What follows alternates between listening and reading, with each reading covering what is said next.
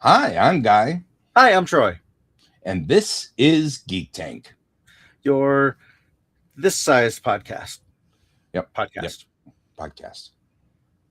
We Restream did an update, and so we've been looking and marveling at all of the new little buttons that are all over, and we have the ability now to broadcast horizontally and vertically.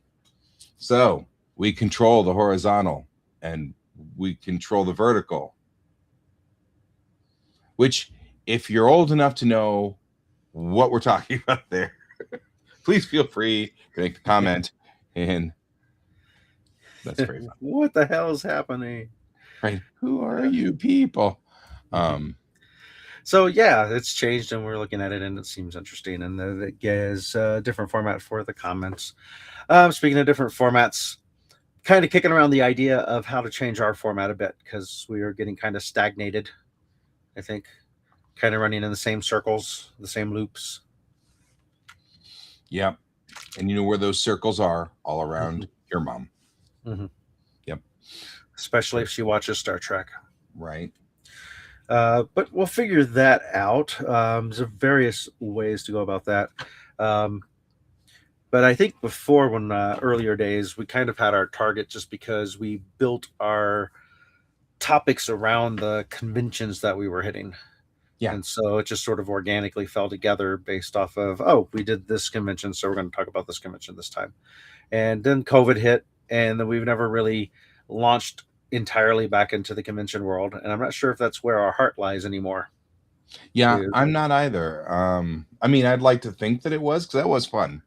Um, I was talking to my godmother today, my mom's best friend, your and godmoms.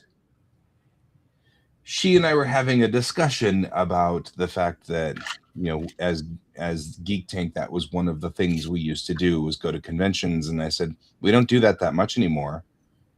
And I said I don't know if I miss it or not. I'm not sure. I mean, like Mhm. on one hand, I really loved doing it. On the other hand, it was really hard Right. for no It, money. it was definitely more encouraging when the conventions would reach out to us and say, "Hey, would you like to come be media? Here's some passes," and that made Right, our work so much easier because of like, oh, they want us there.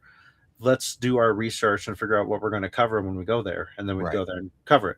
And then it hit a point to where it's like, because we're not a very big podcast at all, um, we had to start approaching conventions and saying, "Hey, we're a media group, and here's what we would like to do." And most of the time, it was met with, you know, happiness and like, yes, please come do a thing. And then I'd say like some of the really big conventions that are like nationwide type conventions um, have a bar that they set. They don't want you if you do not have X number of followers because they're looking at it from the business side of things. hmm We want you to be a commercial for us, and therefore you have to have this many possible clients that you're bringing to us, which right, it's a business, so I get that. And right, right, we didn't come. I mean, the conventions we covered the ones that were built out of heart, that were built out of creating a convention family and hanging out with that family. They right, weren't built out of making money. Um, exactly.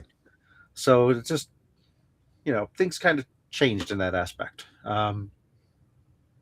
So it's I don't know. One of the ideas I was kicking around, although Alex is taking a break, when we had three people, I thought it'd be interesting if one of the three brought a topic at the end of the show, would bring a topic or a challenge to the other two.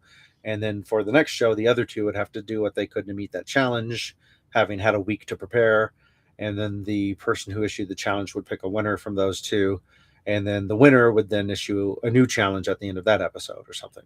So I don't know where I'm going with this, but it seemed interesting enough in that it turns it into slightly a competition, um, and it would challenge us to come up with interesting challenges for the other two people. Right. Um, I mean, one of the other things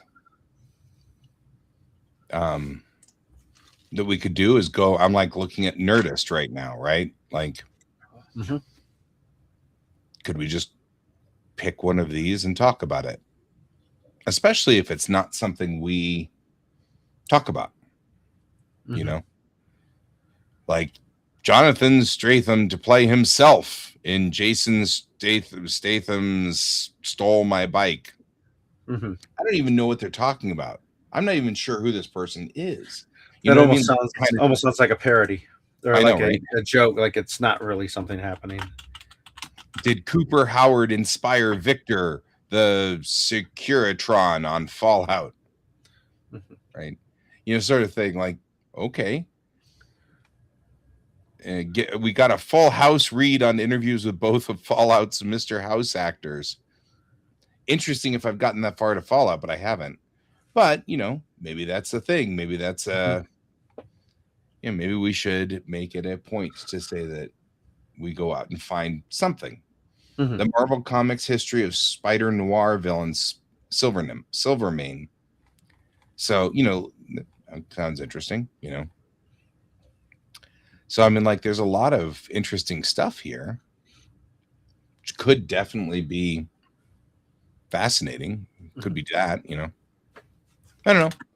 Could be just, and then we don't repeat it. We just come on here and go, oh, well, that's interesting. Let me tell you what I read. I read this thing. Here's my thought on it. That could be a thing. And of course, Jason Statham has never been in a Star Trek, so that not an actor. That's why I don't know.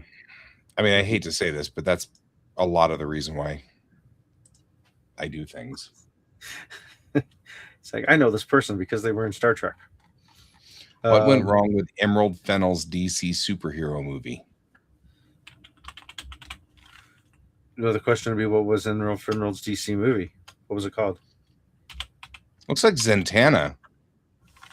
I mean, it looks like Zatanna. I didn't know there was a Zatanna movie. Zatanna director Emerald Fennell says her scrapped. So the project was scrapped. So it could be because it was too violent and sexual, is one speculation. But yeah, it looks like it was going to be done by Bad Robot, which Warner Brothers. Yeah. Huh. Okay, interesting. Mm-hmm. Well, and by the way, that was made totally by just looking at the picture because I'm familiar with I just wanted to flex a little bit because I'm getting better with my identifying comic book characters. Yeah, it's not like there's too many scantily dressed magician-looking superheroes. No, there isn't. But the fact that I could pull the name up is makes me proud. I'm proud of that. And no relation to Zartan from G.I. Joe. Right. So I was wondering, with your Star Trek knowledge, does that include the history of the video games? Some, but not all of them. So it depends on which game, because there's a couple of them. Mm-hmm. I was just looking up real quick. What was the first Star Trek game? Because I was curious, and it. You mean video game or game? Video game. And it actually was when I was born, so 1971. Wow. Yeah. It's the original Linux game. Text-based strategy video game based on the Star Trek series. Sounds like something you'd play. Yeah. Player commands the USS Enterprise on a mission to hunt down and destroy an invading fleet of Klingon warships. Yeah, I had that on the K-Pro, which was my dad's first portable PC. I'm kind of like, yeah, Super Star Trek was an enhanced version of that game. Yeah. Sounds like what you're talking about. I had Super Star Trek, and then later on it moved to a game called Net Trek.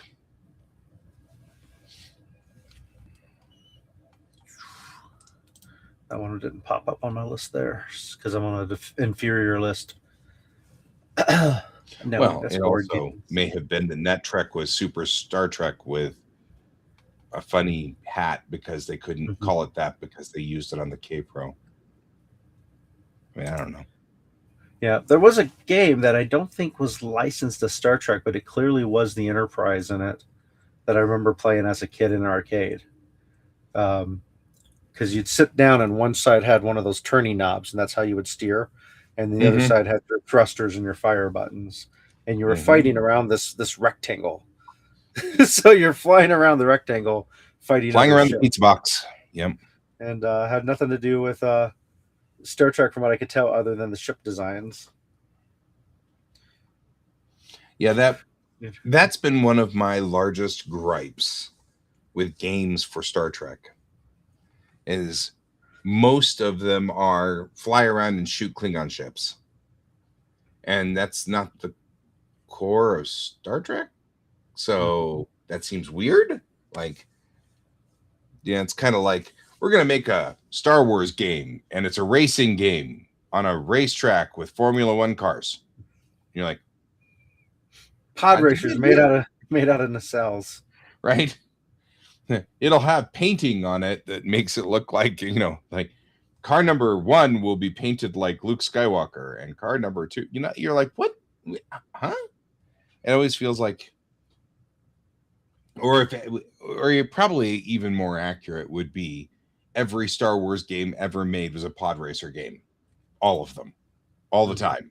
And you're like, okay, but there was more to Star Wars than pod racing, Pod racing is fun. I really loved playing the pod racer game as you recall, we were having way too much fun with it's a new track record. Because the pod racer game was a riot. And it was fun, but that's not the essence of Star Wars, it's like it seemed weird that was the concept. So looks like there's an unreleased game, Star Trek Voyager Across the Unknown, for Xbox Series X, PlayStation 4, PlayStation 5, and Windows, to be announced as the release date. So it looks like that's not out yet. And the looks like the last one was Star Trek Infinite. Don't know if you played that. No, and I mean, like, I Nope. keep getting the strategy game on my phone. They keep wanting me to play that all the time. The more recent one, which I don't really want to get into. 94, they made a bridge simulator for Super NES. Mm-hmm. Yep, definitely true. Might be fun to play some of these online, or Right. I mean, on the show. Mm-hmm. Mm-hmm. You can review them if we can I find them. do have. Speaking of, I do have Arena or Armada. I bought it from Good Old Games, and I actually have Armada 2 because that's the one I really like. But it's StarCraft Star Trek. It's an RTS. And that's actually why I was making the pizza box joke, was because that's what they called when they were making Armada. They called it the pizza box, which was the game had some ability to do 3D, but not a lot. And their whole thing was we tried to do unlimited 3D, and then people kept losing all of their units because the units would go too high up and you couldn't see them. They were above the camera. And so they made what they called the pizza box, which was they can go up and down, but only in a small arena, and so they made the arena with a small amount of up and down, but you couldn't go too high up. Otherwise you wouldn't be able to see it anymore. Did it actually strategically provide any advantage to be at different levels up and down? Yeah, there was some benefit to being higher and lower on things. That was cool. Okay. So, and that was so I enjoyed playing, Arena or Armada. I did enjoy that quite a bit. So when it came up at like $3 or whatever on GOG, I went on ahead and picked it up. So what do the Borg sound like in the video game? Because I'm reading something here, if you even remember. I don't remember. Someone's commenting that it, I guess, was not accurate or something, that they thought it was hilarious how they sounded. So I don't remember it being specific. I don't remember sounds at all. Oh, that's because you could mod the heck out of it. And so we had a bunch of mods that ran with it, as I recall now. So I don't remember what the default version of the game looked Hmm. like. I played it for about 10 minutes the other day. I loaded it up and started it and got it going and then went, oh, yeah, I remember this. And then promptly got killed because I'd forgotten how to play enough that I couldn't get any kind of speed out of it. So, How's your favorite ship, the Akira? yeah, it does. It has all the Borg fighters in it. It's pretty good. So, Interesting. yeah, the Star Trek gaming universe has been spotty, in my opinion. Um, I have played Star Trek Online. I really do enjoy Star Trek Online, but it's complicated. Like it's got a lot you need to remember to keep using it. So, I am I? remember there being a lot of micromanagement of your Yeah, character and your actions. yeah, exactly. There was so much micromanagement, so much you had to do. It was rough. Hmm. It's like just make a Diablo, but with Star Trek characters, please. Right? So that's been kind of a thing. Hmm. With the how well Baldur's Gate 3 has been done, I think it would be benefit some gaming company if they could get the IP to do a variation of that, but under the style of Baldur's Gate 3. So you're traveling to different planets, you're having different interactions and conversations, and then have the combat being turn based. So that way you could actually think about your tactics. Right. Um, because then they could expand on it to they could even include it to include space battle and Hmm. upgrading your ship and such. So, Right, right, right. uh, Yeah, that's definitely mm. it'd be fun. I don't know. It's yeah. Uh, But I don't know. We just went there because I was thinking of video games. yeah. Well, and while thinking of video games, I did restart uh, playing Black Desert Online, Hmm. which I haven't played in maybe 3 years at this point in time. So the game has ridiculously changed. It's completely different, and I realized that I have a level 52 character, and at like level 50, you can get TPK'd. Oh, So that was you're not able to get killed by player killers if you're under a level 50. And so the only character I had was either a newbie, brand new character had never been played before, or my super high experience, you know, level 52 character, and I haven't played in 3 years. So I was like running for my life the first time I started the game because everybody was just suddenly attacking me. And I was like, the heck is going on? I'd forgotten. That's right. Once you're over 50, you're old. So, yeah. I remember the one time I played. If you're a lower level character and you attack a higher level character, then it opens it up for them to attack you back. But yeah, until then, they can't attack you. yeah, And that one person kept trying to run in front of me while I was attacking other creatures. yeah. And then I think he finally succeeded, but I was like, I had a Yeah, different character that was higher up. yeah, you and Kevin were right there at like massive levels and just destroyed them. Yeah, every time he kept doing it, he would try to get in front so Mhm. you'd attack him. So Like, don't you recognize that this player's with two other players of much higher level? I Uh, seem to remember that game. yeah, I got Kevin into Helldivers too. I saw that. I saw that. Yeah, and I did find out that there's a female voice option, so you technically can play a female character in the game. Oh, hey, that's useful. So I've been using the female voice because I just find it more fun. Right. Um, and That does fit my rule, though. it That's a does. plus.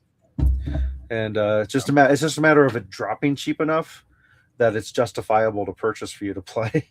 Right. Well, But if we can get you and James involved, then we'd have a full team of four that would be cool. and go do some starship trooping. There you go. Hmm. That works. I'm doing my part. I'm doing my part. Yeah. Yep. So, how's the Olympics going for you? Since I know you like this figure skating. Well, I've been watching it off and on. Of course, I worked all weekend, but I'm intrigued by. We started out with Japan doing really good out of the gate. Of course, America seems to be picking up from quite a bit of lost time. That's always interesting to me. Winter has never been as big of a thing for me as summer because I got a Hmm. lot more summer games that I watch as well. Like I pretty much just watch figure skating. That's pretty much it. Um, I do like bobsled because it's cool to watch them run the bobsleds, but bobsled has also had historically quite a few fatalities. So, and watching Lindsey Vaughn was heartbreaking. And so I'm finding the Olympics to be a rough one this year. We've had quite a few things that been like, oof. But so far, going well. Not really, I'm fascinated by it, and um, I'm intrigued. Hmm. The things that are going on are always interesting. So I don't have There's anything a really stand out, you there's know. potential controversy with the U.S. figure skating dancing thing with the French judge. Yeah, The do you watch the dancing stuff as well? The no, dancing figures. it's Okay. always it's The end. usually just women's individual Okay. and men's sometimes. But there's a couple of pairs that I've been watching, so that's cool too. But yeah, Yeah. I didn't hear much about. I mean, I heard a little bit, but I didn't hear much about it. But yeah, there's apparently the USA team of ice dancers have decided to just sort of drop it and not pursue it. But the controversy was that a French judge seemed to favor the French competitor team, Hmm.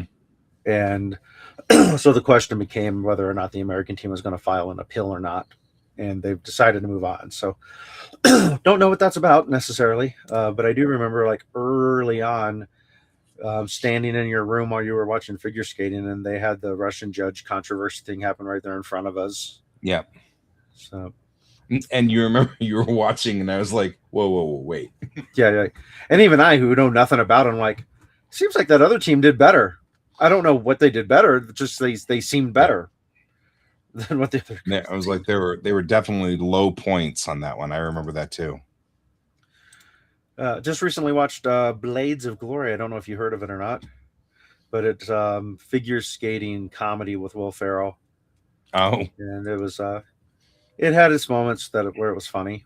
Um, oof, that's not so good endorsement, is it? I don't know. If you're a Will Ferrell fan, I think you'll love it. Okay. If you're like figure skating and think a parody would be fun, it's interesting. But it's one of those things that there's not enough jokes in it. I think it really what really sold it to me was the cast because it had Amy Poehler in it, Will Arnett. So it had some good comedians in it. It's just I think it had too many gaps in between where it wasn't being as funny as it could have been. Mm, But I don't feel I don't feel disappointed that I watched it. sure. I did. I was one of those people who had somehow managed to completely avoid seeing, um, and of course the names escape Labyrinth, David Bowie's Labyrinth. I'd never seen it all the way through, and I'd only seen bits of it. And so Tara Wow. and Tara was the same way. Tara, I don't think Tara had even seen any bits of it. I was Wow. like, this everybody loves this movie, so we watched it, and we're like, I feel like this might be a good movie if we were between 12 and 18, but Yeah. at this point in our lives, there's a lot. What the hell's going on here? And why did they make that choice? And where's the entertainment value in this? Um, David Yeah. I Bowie has a wonder. great voice, but I wonder if that'd be true of a lot of things like Goonies and stuff like that. These movies that we know of because of their, the nostalgia value. mm-hmm. I mean, I'm pretty sure some movies, Princess Bride really holds up. Spaceballs is actually still pretty good, things like that. But I'm not 100% sure that, Mm-hmm. Did they you know, age well? when, Yeah, like yeah, Ice Pirates from the '80s. I kind of want to watch that again and see if it was do I remember it being a funny movie because I saw it at the right age, and now when I watch it now, I'm going to go, "This is stupid," or will I still find humor in it? When you do that, Yeah, invite me along because I haven't seen Ice Pirates since the 80s, but I remember it same. being like super funny and like the best show that has ever existed. Mm-hmm. And so, yeah, I'm curious as to whether I would have that. Actually sounds like a mission for Geek Tank right there Yeah. for us to watch Ice Pirates and then come in here and do a critique on it. Because I agree. I wonder if I would find it as funny now as it was then. Mm-hmm. So, Well, you know what I don't find funny, but I do find entertaining.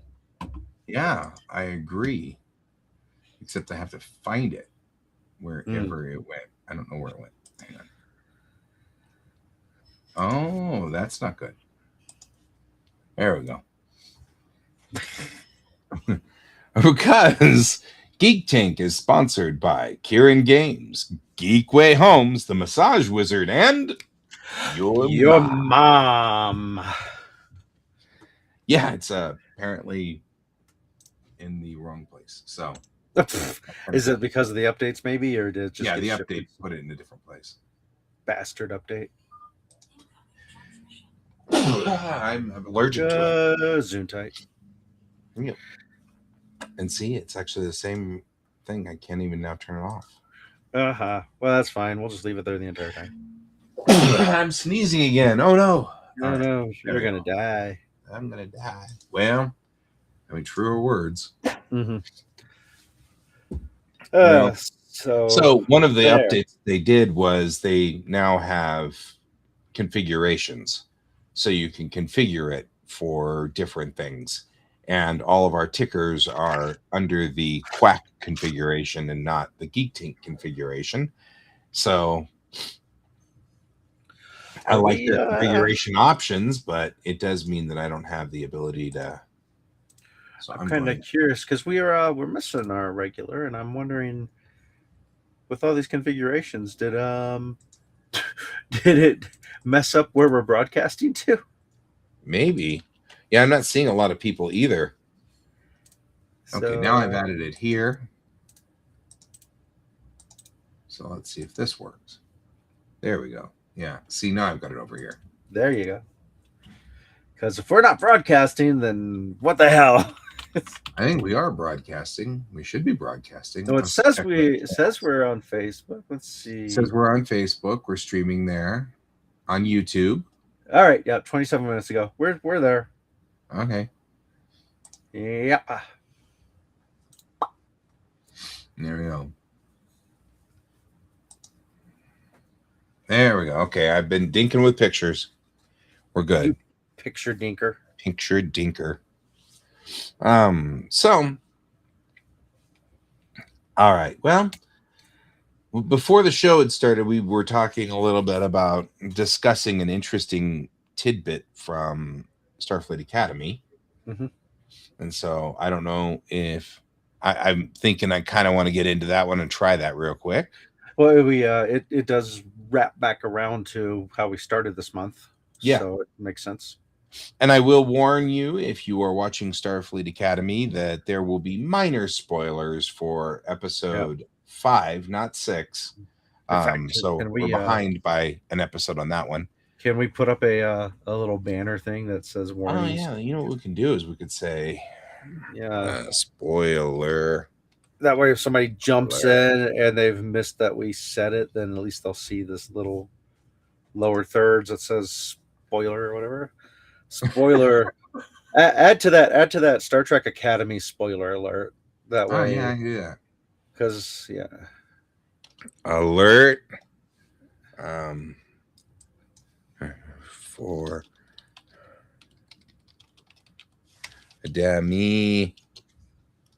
Academy episode 5. Look, I'm pushing all these dumb buttons. There we go. There we go, like that. mm-hmm. Actually, that's kind of cool. We should do that more often. Anyway, so I'm not going to go into too much detail about episode 5, but episode 5 of Starfleet Academy comes back around and has a reference point to Deep Space Nine, specifically to Cisco, Benjamin Sisko. And there are a lot of, it's an excellent episode. I really enjoy it, but it's got an interesting point that may be missed on most people if you don't know some of the history of Deep Space Nine. So the episode involves Sam, the character Sam, who is photonic, so she's holographic.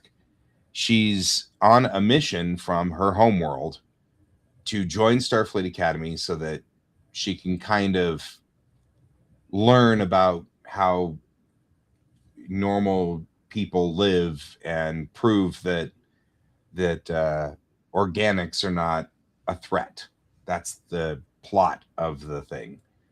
And since she's an emissary from her planet, she decides to look up the emissary, which happens to be Benjamin Sisko. And of course, in the ensuing, because Academy takes place in the 31st century, so it's almost been 800 years since Deep Space Nine in the Star Trek universe. And in that duration of time, um, Cisco has become not just a prophet to the Bajorans, but has become, we don't talk about him sort of level. There were no pictures of him. I thought that was fascinating. They would show like a backlit version of Avery Brooks, so you couldn't see his face, you couldn't see any details, but you could see like around the edges around him, and that was kind of cool. Kind of implying that he's sort of like the Muslim, Muhammad sort of thing, where you're not supposed to put depictions of Muhammad up. Um, and that's fascinating to me because that's, again, Star Trek making a interesting statement about things. But if you guys, and of course the episode's great. It's got and it is important for me to bring up this one spoiler, in that they bring back Sirach Lofton, who played Jake, to play Jake again. And the thing is, they did not bring back Avery. And the question was, why? Because Avery's still alive. Avery Brooks, who played Cisco, is still alive, and he's still out there. And part of this is that this episode had to do some really careful work for a couple of reasons. Now, it's not for any reason that involves money or Paramount or Skydance or any of those. It's a different reason. And that is, at the end of Deep Space Nine, spoilers for Deep Space Nine, Cisco is faced with complete his mission as the emissary and the prophets as part of his job for the prophets, or stay with his family. But if he stays with his family, there will be no peace. He will never be happy. That's just the way it goes. So, in other words, he had no choice. He had to do his last bit for as Cisco. And Avery, the actor, hated it because he felt like it perpetuated the belief that Black fathers don't stay with their families. And that had been something that he was a champion of since the very beginning by staying with Jake. That was the whole point. The whole point was to stay with Jake and not abandon Jake, thus helping show that Black men weren't known for being abandoned fathers.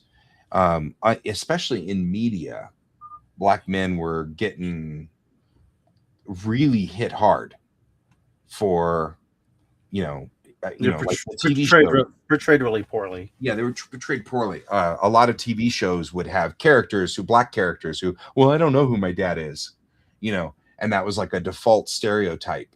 Every character didn't have their dad. That was sort of the thing. Um, and so it was helping perpetuate that stereotype. And so in this era comes Deep Space Nine, where Cisco not only has his son with him, but struggles to stay with him and protects him and goes through all the problems a father would have, just like a normal person. And so it comes to this end, and they're like, you're going to abandon your family, and he was like, no, I don't want to do that.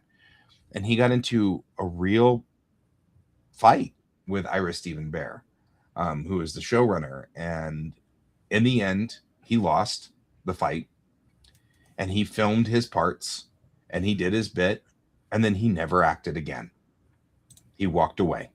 He never worked with Star Trek ever again. He stopped going to conventions. He never shot another minute of film ever again. The only thing he ever did was go on the documentary Captains, which was led by William Shatner. And when he did, he just sat there and sang the entire time. Like every question Bill asked, he would sing. So, in other words, he was kind of being obstructive. Like he wasn't. So, along comes this episode of Starfleet Academy. And mind you, it's now been 30 years. So, we're now quite a ways away from this, but still, Avery does not go to conventions. He didn't do any parts at all for Lower Decks, who was pulling in people that never worked again from Star Trek. Like, for example, Jolene Blalock came back for Lower Decks. And they had this script of which Sam goes and looks for the emissary. Since the emissary went into the celestial temple, the wormhole, there was no body. So we've never seen that Cisco died. He vanished. So there's always been the door that Cisco could come back. But Avery won't do it because now Jake's dead, or at least in theory. So they did a good job with this, and that's one of the things. But Sirach was like excited to come back and really excited. But he said, but first I've got to go talk to Avery.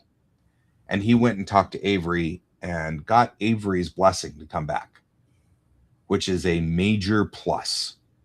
But I also think that Avery's not going to hold Sirach back. That's silly. You know what I mean? Like, I can't imagine Avery doing that. But there's a little thing in there. If you watch the episode, there's a nod. And that nod comes from Avery. So I wouldn't say that this is the door is open for Avery Brooks to come back to Star Trek. I wouldn't say that. But I also think that, it's a nice positive thing to see that there's a little bit of a nod, Mm-hmm. But I think it's interesting that the argument here, and this is again not something unless you have to have been to a couple of conventions and seen what was kind of going on and listened to a couple of important things behind the scenes. I highly recommend if anybody out there is a Trekkie, I highly recommend you guys listen to the Seventh Rule podcast. The Seventh Rule is a podcast that was originally started by Sirach Lofton and Aaron Eisenberg, who played Rum. So it was Jake and Rum. And then sadly, Aaron died suddenly. And when he did pass, then, Jake or Sirach tried to figure out whether he was going to continue or not, and ultimately decided to continue. And when he did, he's been going on now for the last 4 or 5 years, and they just review episodes of Star Trek and they talk about things. And sometimes Walter Koenig is on there, and and so Walter will come in and they'll review an original series episode and have Walter go back through it and tell behind the scenes stuff. And it's a really lovely podcast. But it also gives you a little bit of what's going on with Sirach and Avery. Because he talks about Sirach and things like that, or he talks about Avery and things like that. So that's a good thing. I highly recommend that one. If anybody's interested, the Seventh Rule is a good podcast anyway. Well made, and it's a good podcast, and you get a lot of interesting stuff out of it. And it's kind of fun to listen to Sirach go back through these things. But Sirach is a Trekkie, and so he was just all about coming back to Star Trek.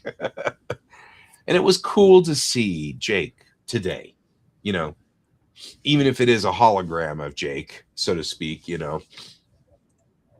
But, you know, it's nice because, of course, Jake is not 800 years old. So, Mm-hmm. you know, Jake passed away. The character Jake died in Star Trek lore 700 and something years prior. But it is still kind of cool. So that was something I just kind of wanted to bring up in light of Black History Month and Mm-hmm. talking about that. Really, especially talking about the I've been thinking a lot about representation and Mm-hmm. how important representation is. And we say a lot representation matters, and we talk about representation matters. Um, and it's becoming culture war now. Mm-hmm. You know, oh, you guys are woke because you're over representing and you're overdoing it. And I keep thinking about things like, yeah, except Mm-hmm. if you don't continue to push this representation, you go back to every black person you see doesn't have a dad, and little things like that, where Right. it I've, becomes the expectation in culture. and I might be wrong. I don't think I am, but I think if you took all the numbers even today and compared them side by side, white males are probably the most represented class in any character main hero out of the stories being created, Yeah, percentage wise. And like I said, I could be wrong because I haven't actually done the research. I just know that if I were to randomly pick 10 movies, more of them are going to be a white male that's the main protagonist of the movie than not. yeah.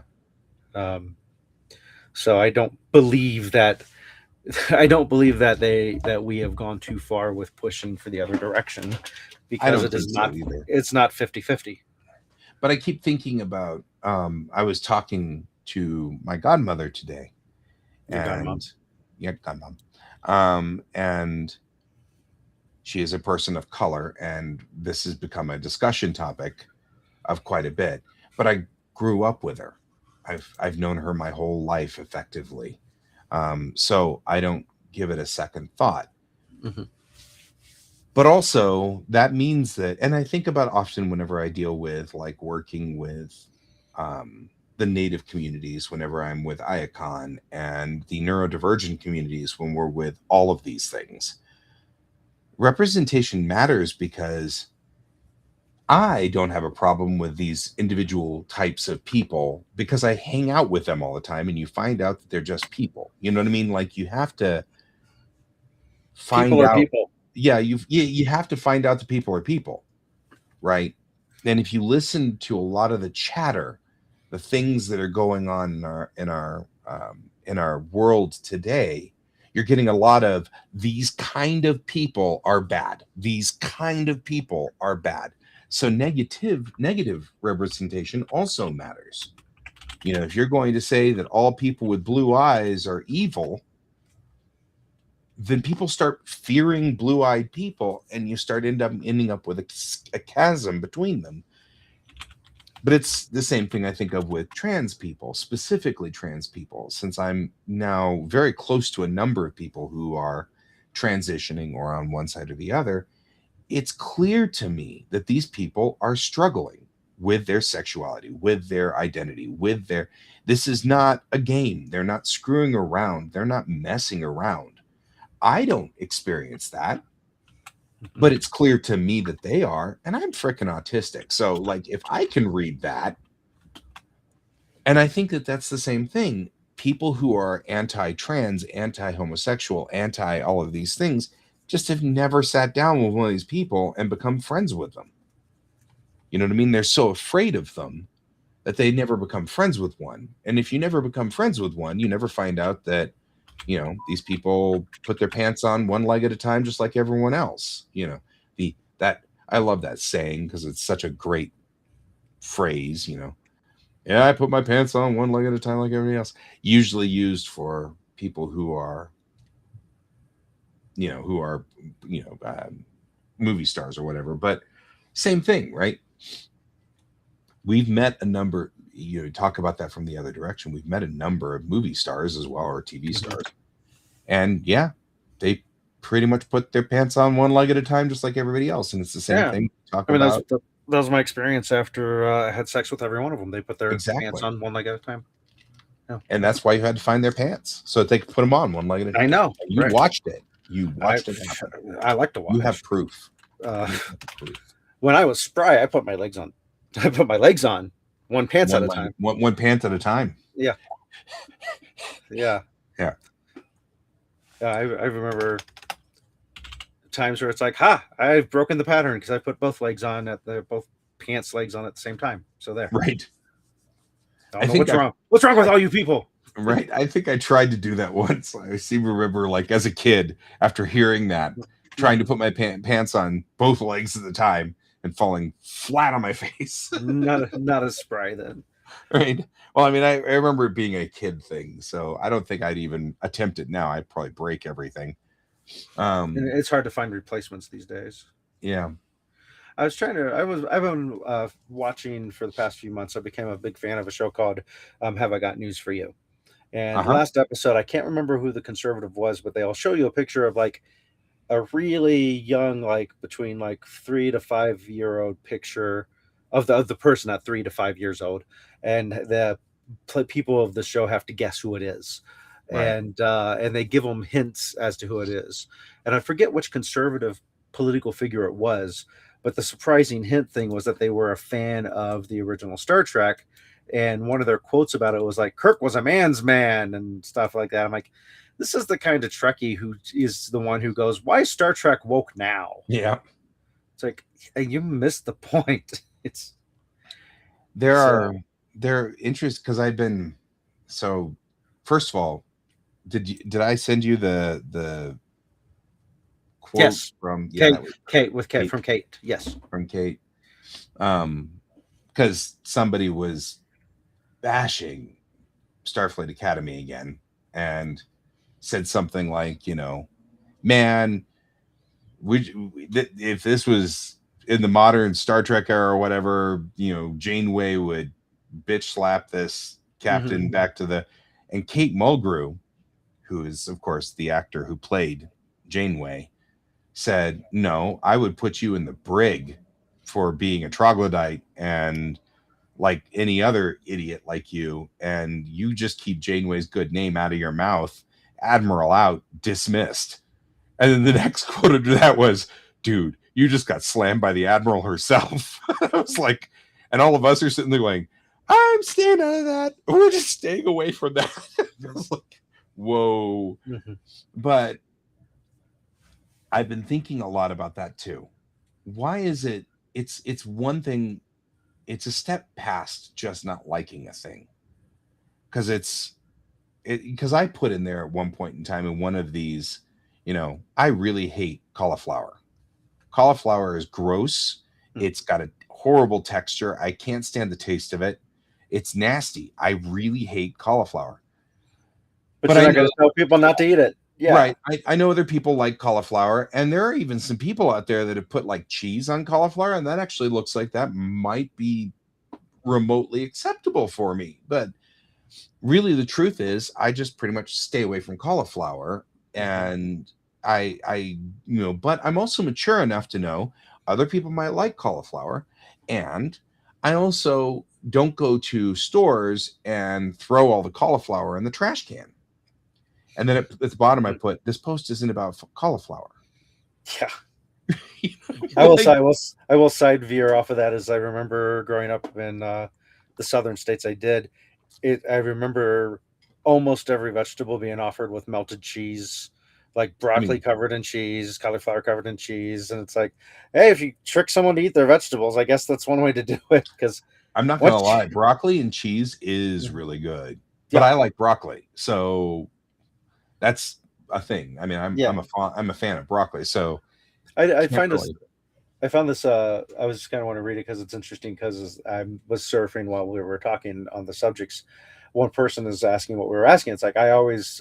It's always incredibly shocking whenever I come across a bigoted Star Trek fan, and whenever it makes sense to me. And this person's answer, which I agree with, they don't see Star Trek as a peaceful organization built upon foundation of diversity and exploration. Right. They see it as a military organization because there are ships and military ranks. The 60s misogyny and short skirts didn't help to alter the perception. And so it's like, exactly, it's all white guys shooting, meeting sexy aliens, and gallivanting around around in spaceships they like. It's So yeah. almost like the stereotype of Kirk. Uh-huh. When you hear the stereotype, like anytime you see, you know, somebody who's intentionally stereotyping, like Zaf Brannigan on, Right. you know, Or he's John. supposed to be the stereotype of Kirk. That's what he's after, and of course they mock that to some Right, or degree. Jason Alexander or John Belushi. Right. Yeah, all of them Right. have parodied Kirk. Right. When you, but it's not just. I mean, you know, it's also the Kirk-esque character.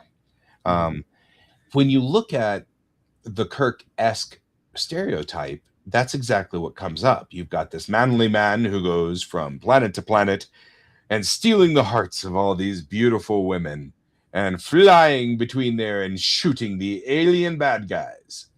And one of the reasons why, like, we started this out with a lot of the problems I have with games of Star Trek is a lot of the Star Trek games are you fly around and shoot the Klingons. And that's not the point of Star Trek. It's never been the point of Star Trek. And actually, Star Trek Online, as much as I'm like, it's complicated and difficult, it is closer to the way that Star Trek is, in that, yeah, okay, there's some going around shooting Klingons, but everything is based around a story, a plot, something's going on. Enough that those stories have started to leak back into Star Trek, which is fascinating to me. We've been seeing Star Trek Online ships showing up now in Star Trek. In episode 4 of Starfleet Academy, we ended up with seeing a whole bunch of Klingon ships, and 4 or 5 of those models were Star Trek Online ships. So now they're canonized. Nice. And things like that. I found something interesting. I like this quote too. Black history is human history. So spot on. But Star Trek had Kirk reporting to a black flag officer 5 years before the U.S. Navy had a black admiral. Yes. I don't know if I've even seen the episode because I haven't seen all of the original series. The Menagerie 1 and 2. Okay, it's like Star Trek pushing boundaries and pissing people off since the 60s. Yeah, that's a bumper sticker there. It is. That's great. So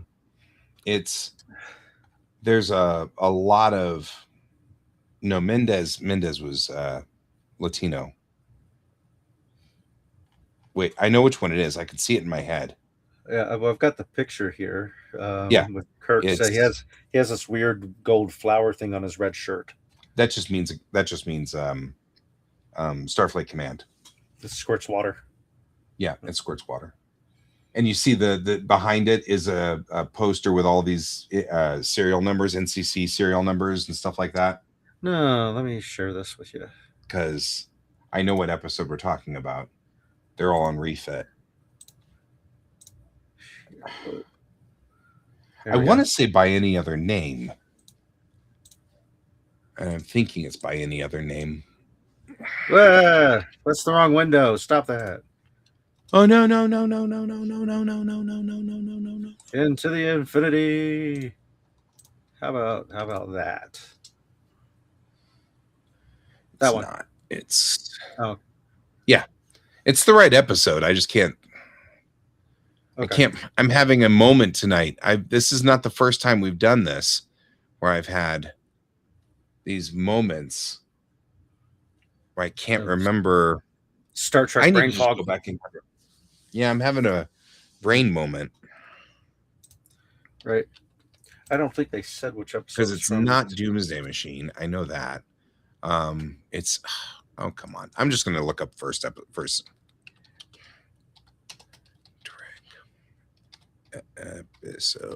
There we go. I'll just read it and then it won't be a problem. I don't know if it's the same guy, but somebody mentioned the name Percy Rodriguez. I don't know if that's the actor's name or not. Yeah, that's Conscience of the King. Is that what I'm thinking of? It's not what I'm thinking of, is it? No idea. No, it's not Conscience of the King. I thought that was what it was, but it's not. I'm just having an issue with it. It's okay. So there's a reason for it. Um, the reason why I can't remember it is that scene was cut out of the television broadcast versions during the 70s and the 80s. Now, whether it was cut out Hmm. because there was a black admiral in charge or not, I'm not sure. It may have also just been cut out because, yeah, that's it. It was court martial. So, It says Commander Stone, if that helps any. yeah. Uh, So, and Percy Rodriguez. Yep, you're right. So, yes. So, court martial. That's okay. why I kept saying the menagerie, because the menagerie is where they were going to court martial Spock, and court martial is where they court martial Kirk. And so I often get those guys confused. Gotcha. But yeah, it was court martial. So Yeah, that this, didn't. in the stream they do. Someone did mention the thing that you said because they said not to mention a Hispanic one, Commodore Mendez. Yeah, Mendez. So that was brought So up as well. yep, it's court martials the Mhm. episode. So if you guys are wondering, the episode that we're talking about is court martial, which is season 1, episode 20 of Star Trek. If you're curious, if anyone's Mhm. curious out there. But yeah, I can see it in my head. But like I said, the problem was the scene was cut. Not, I don't think it was cut for any other reason other than it was sort of, well, Jim, you should do this thing. And, oh, Admiral, I don't know if I want to do this thing because of this thing. And it's just not pertinent to the story. And they could get an extra commercial in if they cut that scene out. Mhm. Because I've been in Colorado, which wasn't notorious for editing things out with black people. But yeah, I mean, Star Trek, and this was 20 episodes in, and they've got a black admiral before the Navy ever had a black admiral, and before anybody had a black admiral really, and that was a known thing. And the funny part is representation matters. I watched that scene and never thought twice about it. Mhm. It never occurred to me that the guy was a person of color. It never was a problem. I never thought of it. You know what I mean? Like it never occurred to me until I was in my 20s or 30s and somebody was talking about, the firsts of Star Trek. And I started going back through it and going, huh, I guess he was black. I didn't notice. I mean, Mhm. and I know the old, I don't see color as a trope that's not positive, but it is important in this aspect to comment that. It's important to recognize it so that way when it's absent, you can recognize it's Right. absent. It's important to know that in this instance, I didn't notice it because it was just normal to me. I didn't think twice about it. Mhm. Um, When I moved here and got a job with a big company, they gave me a stupid little gift, but it was a coffee table book for Denver, and it just had all these pictures of stuff in Denver. And the middle, which flipped open, was a two-page spread of Fiddler's Green at one concert, and it was just a sea of people. And it's like something felt off, and I kept looking at it, and I'm like, something's weird. And my wife was looking at it with me, and it's like, these are all white people. Every single person in this like sea of hundreds of people, every single person's white because we yeah. just moved here from Kentucky in the most diverse city, Louisville, there, and so it was immediately recognizable as like this seems odd, um, Yeah. but uh, but yeah, you need to recognize when it's not there. So when people say it's all still fair or that everything's fair now, that you can say no, Yeah. it's not. I can tell It's it's not. not. I should go back and Uh, watch the original series.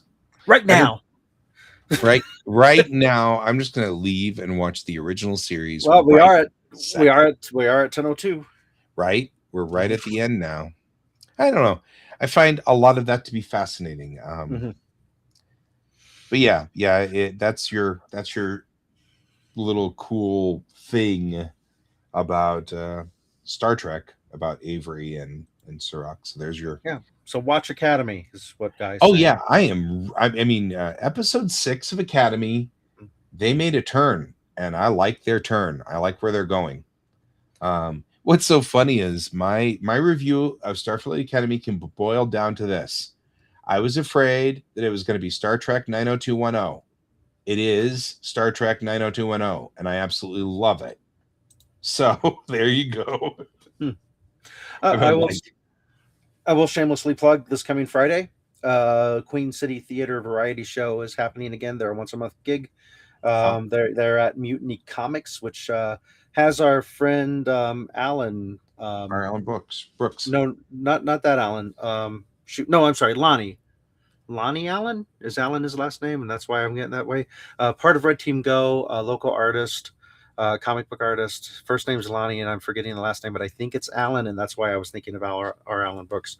Has some murals painted there, and I was Hmm. thinking, guy needs to come here and ask if he can do a mural and paint one of his characters on the wall, because they're clearly trying to really support local artists and get that stuff Hmm. out there. But yeah, and I then go with. highly recommend going to Mutiny Comics for all Yeah. kinds of reasons. But yeah, you went to the last show, but it's free. Hop Uh-huh. online, look up Queen City Theater Variety Show for Mutiny Comics, and reserve your ticket. Starts at Yeah, 7:30 on Friday. yeah. And other than that, we're at the end of our show. That's all the Yeah. time we have for today.